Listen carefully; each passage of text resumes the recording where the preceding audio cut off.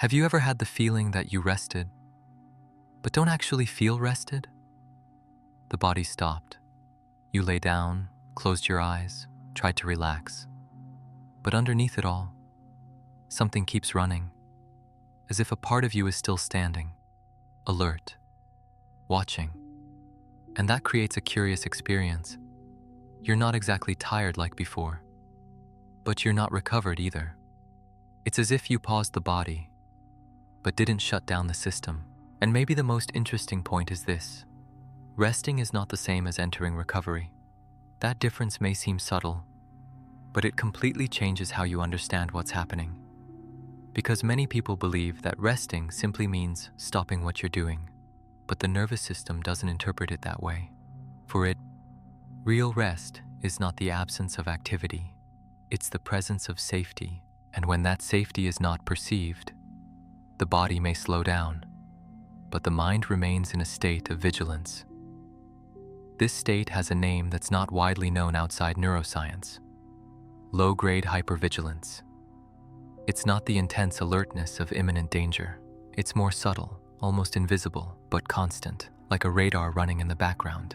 You don't notice the radar directly, but you notice its effects: difficulty relaxing deeply, a sense of being on light, but continuous thoughts, scattered attention. Now think about this. If there's an active radar, the system doesn't fully enter recovery mode, because recovery requires partially turning off that monitoring, and the brain doesn't turn off something it believes is necessary. Here's a fundamental concept. The brain doesn't react to reality. It reacts to its interpretation of reality. And that interpretation isn't based only on what you see, but also on what you feel internally. So even if the environment is calm, if your internal state signals attention, the brain assumes there's still something to monitor and keeps the system active. That explains a very common situation. You're at home, in silence, with no apparent problems, but you can't sink into rest. There's always a small level of readiness, a slight tension, a feeling that you could be called at any moment.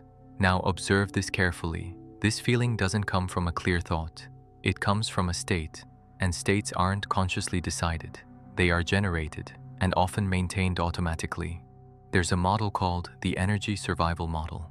It suggests that the brain manages energy by prioritizing safety. If there's any uncertainty about the environment, the system prefers to spend energy maintaining vigilance, rather than risk shutting down and being caught off guard. In other words, it's better to remain slightly active unnecessarily than to fully relax at the wrong moment. This bias was essential for human survival, but in today's context, it can become excessive. Now an interesting question arises. What makes the brain believe it still needs to stay alert? The answer isn't only in the present. It's in your history, past experiences, repeated patterns, moments of uncertainty. All of this shapes how the system interprets safety. And here's an important detail. The brain doesn't need to consciously remember those experiences. It simply incorporates the pattern and starts operating based on it. That's why, often, you can't explain why you can't relax, but you feel that you can't. There's a big difference between not knowing and there's no cause. In most cases, there is a cause. It's just not accessible to conscious awareness. Now I want to propose a simple observation. Think about your last moment of rest. Were you truly loose? Or was there a slight tension in the background? Maybe a scattered attention. Maybe a sense that you needed to get back to doing something. That detail changes everything, because it reveals that the system didn't fully enter recovery. It just reduced intensity, but maintained alertness, and that has consequences. When the brain remains in vigilance, even if mild, it doesn't fully activate repair processes, and these processes are essential. Hormonal regulation, emotional balance, memory consolidation, physical restoration. Without this partial shutdown, rest becomes incomplete, and the effect shows up the next day. Persistent fatigue, a foggy mind, mild irritability, a sense of overload. Now notice the trap. You try to rest more, but you keep resting in the same way. In other words, the system never enters deep recovery, and this creates a silent cycle. You rest, but don't recover, and the more this repeats, the more the body accumulates wear. There's an interesting concept in chronobiology called recovery windows. The body has optimal moments to enter repair, but these windows depend on an essential factor: reduction of the alert state. Without that reduction, the window exists, but isn't used. It's like having the time available, but not being able to access it. Now a direct question: are you really resting, or just interrupting activity? That difference may seem small, but it's exactly what separates recovery from ongoing exhaustion. And when you start to notice this, something changes. You stop measuring rest by time and start measuring it by state. And that opens space for a new way of observing your own mind, a more precise way, a more honest one, and most importantly, a more effective one. Because understanding the state is the first step toward changing how the system works. And that functioning involves much more than simply stopping. There's an entire system operating behind the scenes, and it keeps running even when you think you're resting. And this becomes even clearer when you begin to observe the body, because the body reveals the real state, even when the mind tries to ignore it. Noticing the body can feel uncomfortable at first, not because something is wrong, but because it reveals what usually goes unnoticed. Short breathing, a slightly clenched jaw, shoulders a bit raised, small involuntary movements, nothing extreme, but enough to indicate the system hasn't fully let go. And this happens for a simple reason.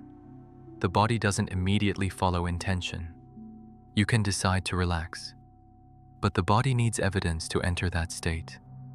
It responds to signals, not commands. This is a crucial point, because many people try to rest using the mind. They try to think relaxation, but relaxation is physiological. It depends on the nervous system, and the nervous system works through patterns, not isolated decisions. There's a concept called somatic memory. The body records experiences and learns patterns of activation and relaxation. If, over time, the dominant pattern was mild alertness, the body tends to maintain that level, even in moments of pause. This creates a curious situation. You stop, but the body continues. Now imagine driving a car with your foot slightly on the accelerator. You may slow down, but you never fully stop. That's how the system works. And this is directly related to something called baseline tone. Baseline tone is the body's default level of activation. Some people have a higher baseline, others lower, and this level directly influences the ability to relax. If your baseline tone is high, rest requires a larger transition, and larger transitions require more time and consistency. Now here's an interesting detail. The brain interprets the body as a primary source of information. If the body is tense, the brain assumes there's a reason, even if there isn't. This creates a feedback effect. The body maintains alertness, the brain interprets it, and reinforces the state. This cycle happens quickly, without you noticing, and when it repeats many times, it becomes automatic. Now think about this. How many times have you tried to relax? And when you noticed you couldn't, became even more tense? This reaction is common, and it has an explanation. Noticing the difficulty activates the control system, and control increases activation. In other words, the effort to relax can produce the opposite effect. There's a term for this: the self-regulation paradox. The more you try to directly adjust the state, the more you interfere with the natural process. And that keeps the system active. Now observe another layer. The body doesn't function in isolation. It's synchronized with biological rhythms, body temperature, hormone release, energy cycles. If these rhythms are dysregulated, rest is affected too. For example, excessive exposure to artificial light at night, continuous use of digital stimuli, irregular schedules. All of this sends conflicting signals to the system, and the brain interprets these signals as instability, and instability generates vigilance. Do you see how it's not just about lying down and resting? There's a whole set of factors sustaining the state. Now, an important reflection. What if your system isn't failing, but simply responding to what it learned? This shift in perspective changes how you relate to the experience. You stop seeing it as a problem and start seeing it as a pattern. And patterns can be adjusted, but not through force. They change through repetition, through consistency, through new signals. Now imagine this. You begin to offer your system real signals of safety, slower breathing, a predictable environment, gradual reduction of stimuli. Over time, the brain begins to recalibrate, not all at once, but progressively. And this progression matters because the system needs to trust. And trust isn't built in a single experience. It's built through repetition. Now, I have a question for you. Has your rest been a transition or just an abrupt interruption? That difference completely changes the outcome. When there's transition, the system follows. When there's rupture, the system resists. And that resistance is what keeps the mind on guard, even when everything seems calm. There's also a point few people consider. The role of attention. Where you place your attention defines the state. If attention is scattered, searching for signals, the system maintains vigilance. If attention stabilizes, the system reduces activation. But this doesn't happen automatically. Attention needs to be trained. And we're not talking about complex techniques, but something simple. Direction. Noticing the body, noticing the environment, noticing the rhythm, without judgment, without trying to fix. Just noticing. This kind of attention doesn't activate control. It activates regulation, and regulation reduces the state of alert. Notice how this changes the experience. You're no longer trying to rest.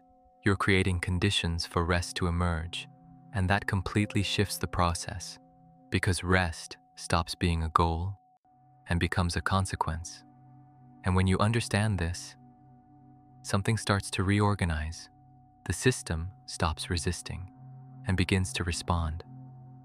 But there's still a factor that keeps many people stuck in this state. A less visible factor, but extremely influential. And it's not only in the body, nor only in the mind. It's in how you interpret the act of resting itself. And that may be keeping you on alert, without you realizing it. The way you see rest directly influences your state. This may sound abstract at first, but it makes more sense when you notice this. The brain doesn't respond only to what happens. It responds to the meaning you assign. If, at some level, resting is associated with wasting time, with being unproductive, or even with guilt, the system won't fully relax because there's conflict. And conflict maintains activation. Now think honestly. Can you rest without feeling like you should be doing something? Or is there always a small pressure, even if subtle? That detail completely changes the internal state, because rest stops being safe and becomes ambiguous. And ambiguity activates the monitoring system. In psychology, there's a concept called cognitive dissonance. It describes the discomfort generated when two ideas conflict. In the case of rest, I need to rest versus I should be productive. This conflict doesn't need to be conscious, but it generates tension, and that tension prevents shutdown. Now observe something interesting. Even when you decide to rest, if that layer of judgment exists, the body doesn't fully release, because the system is still resolving an internal conflict. And while there's something to resolve, the brain keeps functioning. That explains why, often, you stop physically, but remain mentally occupied, not necessarily with clear thoughts, but with a sense of unfinished business, as if something is still open. This feeling doesn't come from a specific event. It comes from interpretation, and interpretations shape states. Now we enter an even deeper point. The brain prefers to resolve rather than pause. It was designed to reduce uncertainty. So when there's any ambiguity, it keeps working, even if you want to stop. This creates a curious scenario. Resting requires allowing some things to remain open, but the brain wants to close them, and that conflict keeps the mind active. Now think about this. Do you only allow yourself to rest when everything is resolved? If the answer is yes, rest becomes rare, because real life doesn't work that way. There's always something unfinished. There's always something pending. And if the system only relaxes in the complete absence of unfinished things, it practically never relaxes. This pattern is more common than it seems, and it's directly linked to what we call a control-oriented mind, a mind that constantly seeks to organize, predict, adjust. And in many contexts that's useful, but when this pattern remains during rest, it prevents recovery, because control is action, and action maintains activation. Now observe an important detail. Relaxing doesn't mean abandoning responsibility. It means temporarily suspending control. And that suspension can feel uncomfortable for someone used to keeping everything under control. That's why relaxation can feel strange, as if something is missing, but what's missing is precisely control. And the system interprets that as risk. Now, an interesting question arises. Do you trust rest, or do you need to justify rest to yourself? This question reveals a lot, because trust reduces vigilance, and lack of trust keeps the system active. There's another relevant concept: chronic readiness state. When the brain gets used to always being prepared, it loses the reference of shutdown. And in this case, resting is no longer natural. It becomes something that needs to be relearned. And relearning requires gradual exposure. There's no point trying to shut everything off at once. The system won't follow. It needs to slowly perceive that it can reduce without risk, without negative consequences. Now think about this. Do you try to shut everything off at once, or allow small reductions in activation? That difference is essential, because the system responds better to gradual changes, and this applies to everything: breathing, thinking, tension. Small sustained reductions create large changes over time. Now observe another point. The mind tends to interpret states based on previous references. If your recent pattern was high activity, a medium level already feels like rest, even if it's not enough. This creates a false sense of recovery. You think you rested, but the system is still above what's needed, and that maintains the cycle. There's also the factor of adaptation. The brain adapts to the state you remain in. If the predominant state is vigilance, it becomes the new normal, and deep rest starts to feel strange, unfamiliar, and everything unfamiliar is monitored. Once again, the system stays on guard. Do you see how everything connects? It's not just the body. It's not just the mind. It's not just the environment. It's the interaction between all of these. And that interaction defines the state. Now, an important reflection. What if the problem isn't that you can't rest, but that your system doesn't yet recognize rest as safe? This shift in perspective changes everything, because it removes the idea of incapacity and places the focus on perception. And perception can be adjusted with experience, with consistency, with new signals. And this doesn't happen instantly, but it begins when you stop fighting and start observing. And this observation isn't passive. It's active in a different way, without control, without pressure, just presence. This presence reduces the alert state, naturally, without direct effort. But there's still one last layer, a layer that connects all of this to something even deeper, because in many cases, the system doesn't just stay on guard, It also starts interpreting the world from that state, and that changes how you perceive everything around you. And that's exactly what closes this cycle. When the system remains in a state of mild alert, perception changes, not dramatically, but enough to influence the experience.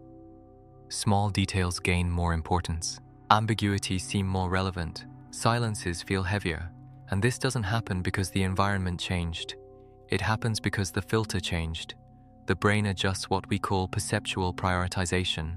It highlights what may indicate risk and reduces what indicates safety. This adjustment is automatic and extremely fast. Now think about this. If your system is on guard, the world starts to feel like a place that requires attention, even if there's no real threat. This creates a continuous state. You're not reacting to something specific, you're operating in anticipation mode, and this mode prevents deep rest, because rest requires trust in the environment, and trust isn't built through logic alone, it's built through repeated experience.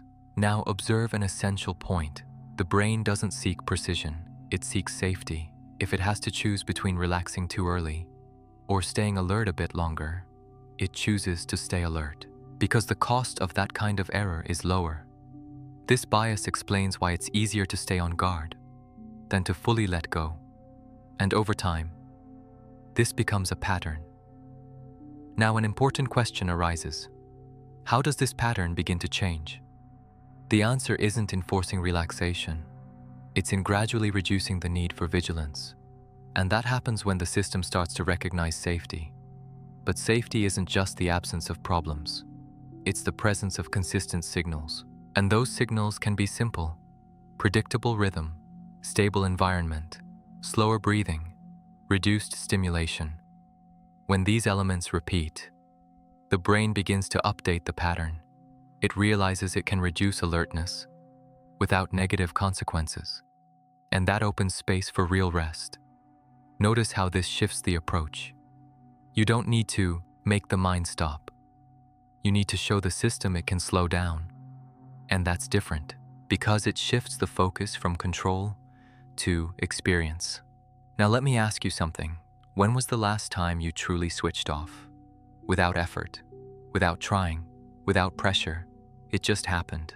Those moments matter, because they show that the system is capable. It just needs the right conditions. And those conditions aren't complex, they are consistent. Think about this. What if rest wasn't something you have to achieve, but something that emerges when the system stops guarding?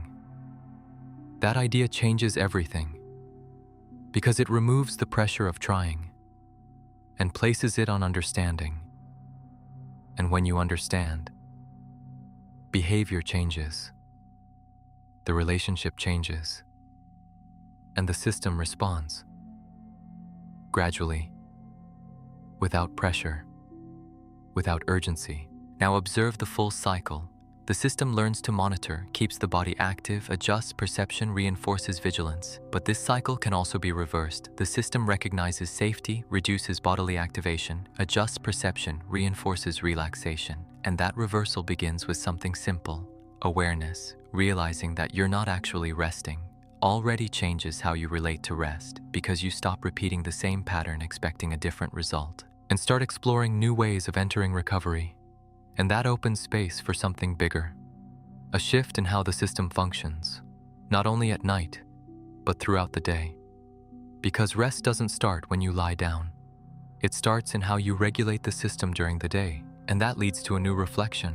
If your mind stays on guard even when you try to rest, what exactly is keeping that state active all the time? And more importantly, why does it feel so hard to turn it off? That's exactly what we're going to explore in the next video, because understanding what keeps the mind running is the next step to finally allowing it to slow down.